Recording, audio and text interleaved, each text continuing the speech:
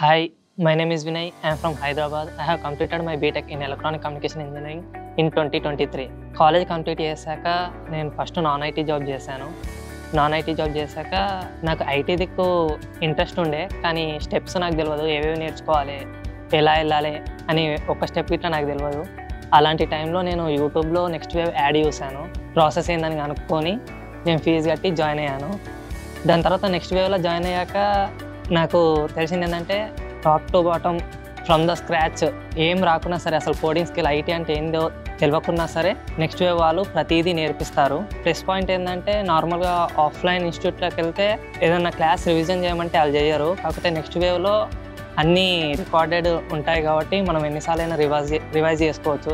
One of the plus point వచ్చేసి multi లాంగ్వేజ్లో ఉంటుంది. మన కంఫర్టబుల్ ఉన్న లాంగ్వేజ్లో మనం పెట్టుకొని చూడొచ్చు. అది చాలా హెల్ప్ అయింది నాకు. నెక్స్ట్ వేవ్కి జాయిన్ అవ్వకముందు అసలు ఏ రోల్కి ఏ స్కిల్స్ కావాలో కూడా నాకు తెలియదు. ఇప్పుడు నేను ఆల్మోస్ట్ అన్ని HTML, SQL, Python, JavaScript, data analytics course, power BI ఇవన్నీ నేర్చుకున్నాను. ఐటీ జాబ్ అంటే అది చాలా పెద్దదేమో, నేను చేయగలుగుతానా లేనా అనే ఒక క్వశ్చన్ మార్క్ ఉంటుండే. ఎప్పుడైతే నేను నెక్స్ట్ వేవ్లో జాయిన్ అయ్యానో చాలా ఈజీగా అనిపించింది. చాలామందికి మధ్యలో క్వశ్చన్స్ వస్తుంటాయి, ఇన్ని ఇంటర్వ్యూస్ అటెండ్ అవుతున్నా, మంత్స్ అయిపోతున్నాయి, ఎలా టైం వేస్ట్ అవుతుందా అని. కాకపోతే కన్సిస్టెన్సీ ఈజ్ ఇంపార్టెంట్. అన్ని ఇంటర్వ్యూస్ రెగ్యులర్గా అటెండ్ అవుతుంటే మీరు ఇంప్రూవ్ అవుతారు, ఖచ్చితంగా ప్లేస్ అవుతారు. Finally I got placed in ADP in March as campus intern.